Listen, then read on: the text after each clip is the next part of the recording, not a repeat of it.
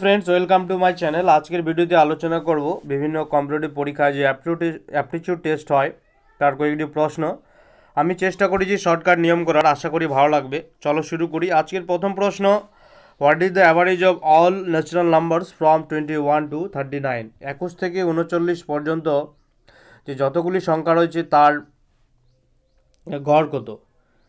তাহলে এক্ষেত্রে করব শর্টকাট নিয়ম।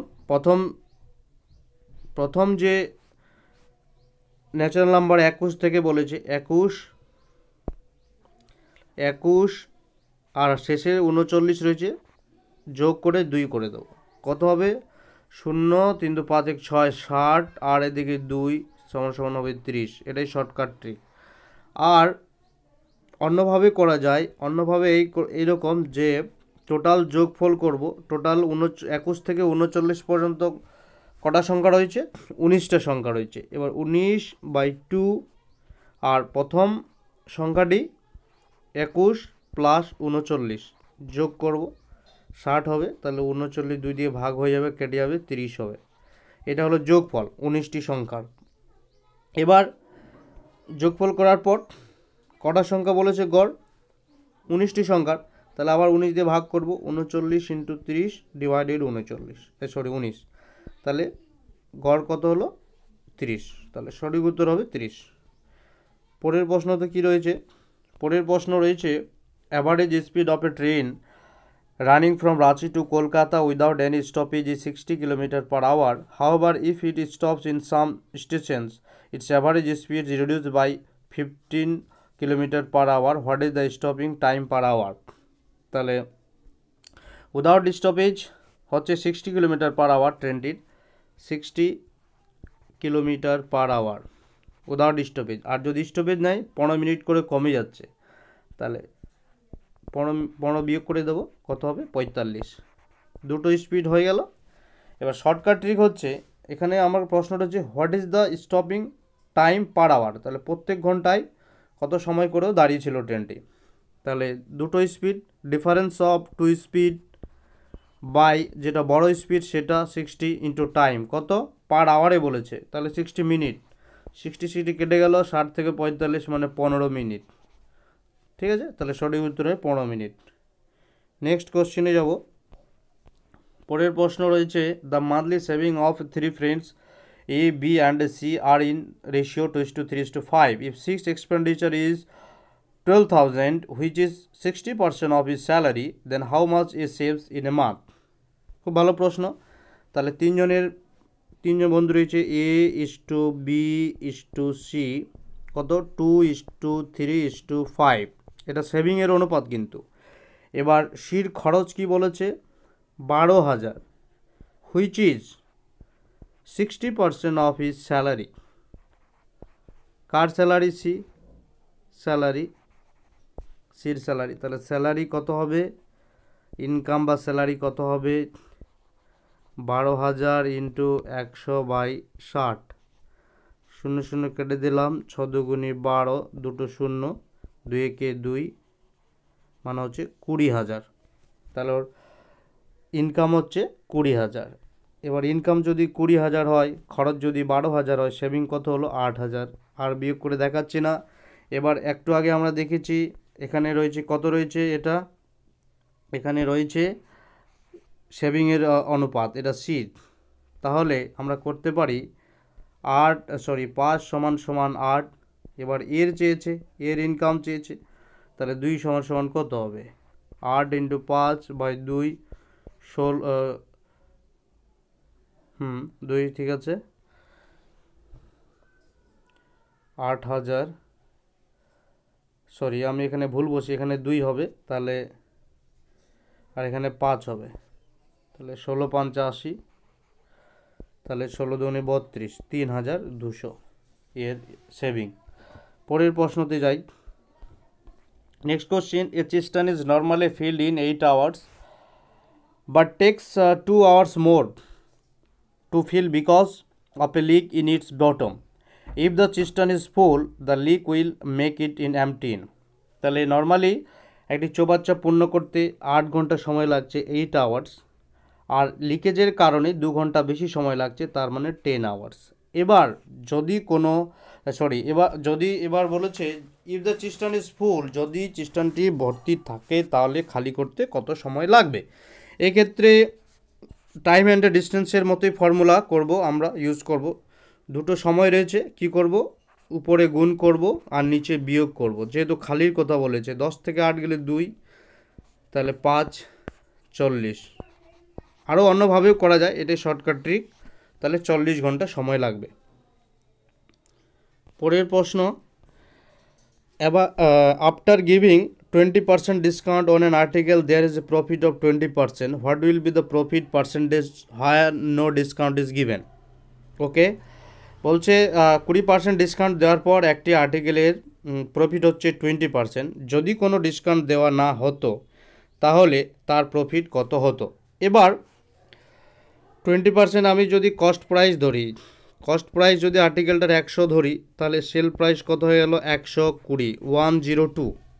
এবার সেল প্রাইস হয়ে গেল, যেহেতু 20% প্রফিট। এবার সেল প্রাইস বের করার আরেকটি পদ্ধতি হচ্ছে sale price equal to mark price into discount. এবার সেল প্রাইস 120 পেয়ে গেছি, মার্ক প্রাইস আমরা জানি না, ডিসকাউন্ট হচ্ছে 20% মানে 80/100। তাহলে মার্ক প্রাইস সমান সমান হয়ে যাবে, মার্ক প্রাইস সমান সমান হবে 120 ইন্টু 100/80। তাহলে 0 কেটে দিলাম, 2 4 8, 25, আর এদিকে 6, 25 6 150। এবার প্রশ্নটি বলেছে যদি কোনো ডিসকাউন্ট দেওয়া না হতো তাহলে কত প্রফিট হতো। তাহলে যদি ডিসকাউন্ট না দেওয়া হতো তার মানে কি, মার্ক প্রাইসটাই সেল প্রাইস হয়ে যেত, যেটা লেখা থাকতো ওই দামেই বিক্রি করা হতো।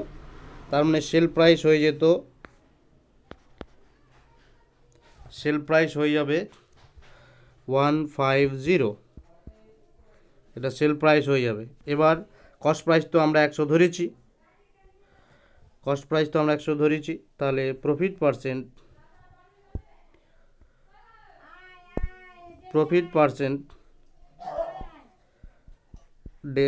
মাইনাস 100/100 ইন্টু 100, এখানে 100 কেটে গেলো 50, তাহলে প্রফিট হয়ে যেত 50। পরের প্রশ্নতে যাব। পরের প্রশ্ন হচ্ছে what will be the largest number which when divides 37, 66 and 89 leaves a reminder 2, 3, and 5 respectively. তাহলে সব থেকে যে বৃহত্তম সংখ্যা যেকে যদি ভাগ করি 37, 66 এবং 89কে, প্রত্যেক ক্ষেত্রে 2, 3 আর 5কে ভাগশেষ থাকছে। তাহলে এক্ষেত্রে এই অঙ্ক অনেক পরীক্ষায় এসেছে এরকম অঙ্ক। তাহলে আমি এর ক্ষেত্রে করব 37, প্রত্যেকটা বিয়োগ করব, 66 3, 89 5। তাহলে এখানে কত হবে 4 8 3 6, এখানে হবে 3 5। এবার এই তিনটার আমরা গসাগু করব। তাহলে গসাগু যদি করি 35, এখানে 63 1 35, 13 থেকে 5 8, এখানে 3 5 2 28, 35, এখানে হয়ে যাবে 1 28, এখানে হবে 7, এখানে 28, এখানে 4। তাহলে 7 দিয়ে ভাগ হলো, আর এদিকে 7, 84 রয়েছে, 12 সাথে 84 করব, তাহলে 7 হচ্ছে আমাদের বৃহত্তম সংখ্যা। আশা করি বোঝা গেছে। পরের প্রশ্ন রয়েছে the ratio of two positive integers 3:4, their sum is 84. What number should be added to each so that their ratio becomes 5:6? তাহলে দুটি সংখ্যার অনুপাত দেওয়া আছে 3:4 আর তাদের যোগফল দেওয়া আছে কত 84।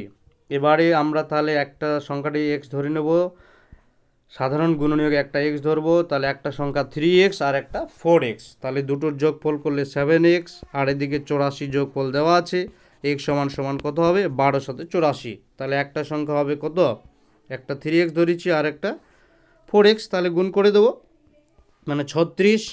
একটা হবে দেখিয়ে দিই আমি 36, আর একটা হবে 48, আর একটা হবে 12 হবে এখানটায়, তাহলে হবে 48। এবার এই দুটো সংখ্যার সাথে কত যোগ করলে তাদের অনুপাত 5:6 হবে, এই প্রশ্নটি আমাকে বলেছে।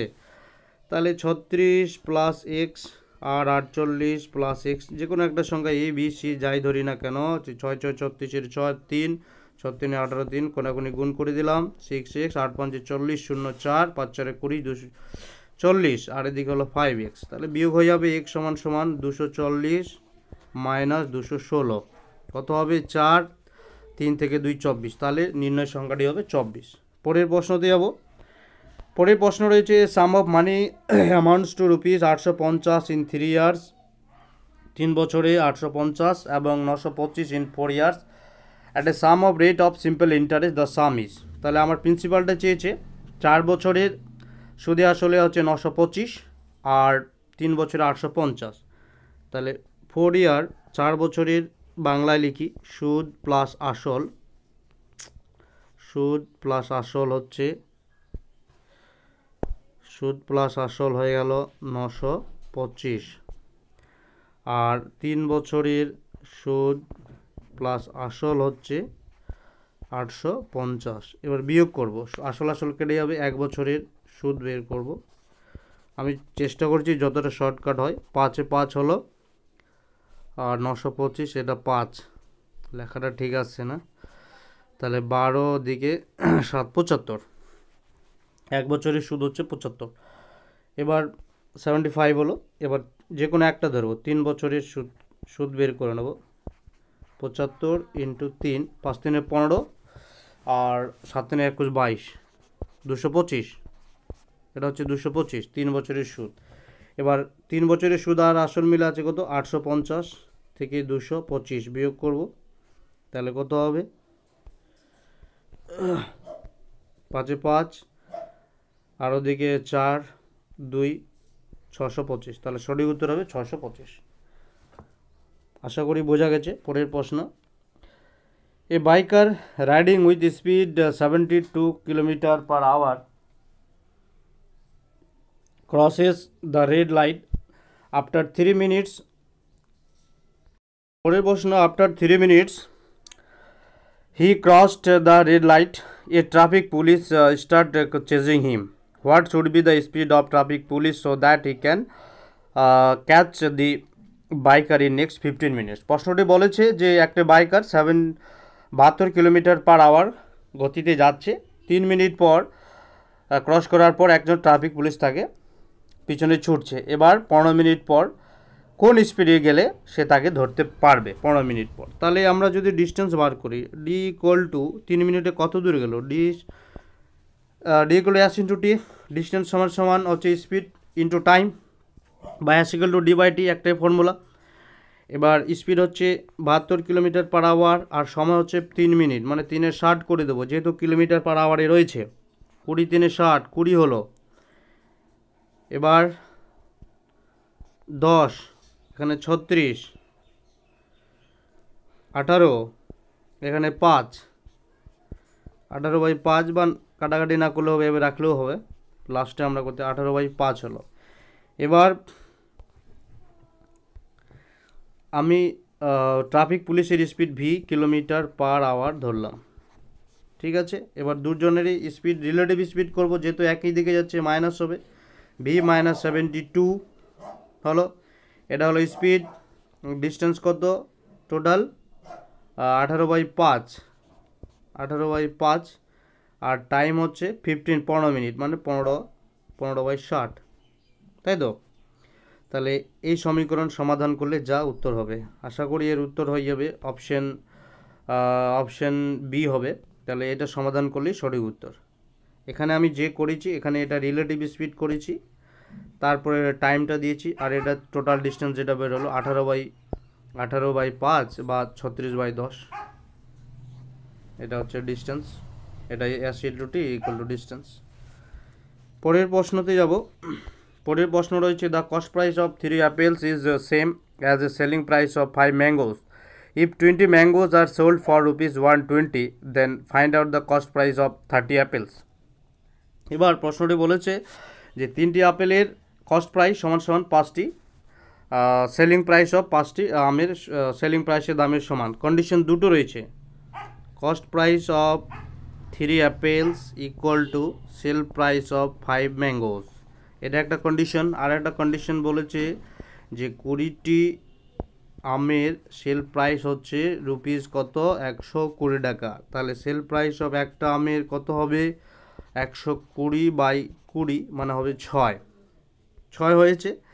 এবার এই 6 হয়েছে, এবার সেল প্রাইস অফ 5 ম্যাঙ্গোস, তাহলে একটার সেল প্রাইস হচ্ছে 6, তাহলে 5টার সেল প্রাইস কত হবে 5 × 6 মানে 30। এই 30টাই তো হচ্ছে 3টি আপেলের সমান, 3টি আপেলের দামের সমান। তাহলে কস্ট প্রাইস অফ 3 অ্যাপেলস 30, একটার কত হবে 10, 30টার চেয়েছে প্রশ্নটা দে, তাহলে 300, 10 × 30 গুণ করলাম 300। তাহলে এই ছিল আজকের প্রশ্নগুলো, আশা করি প্রশ্নগুলো ভালো হয়েছে। তো আমার চ্যানেলে যারা নতুন আছো চ্যানেলটিকে লাইক করো, সাবস্ক্রাইব করো এবং শেয়ার করো। Thank you so much.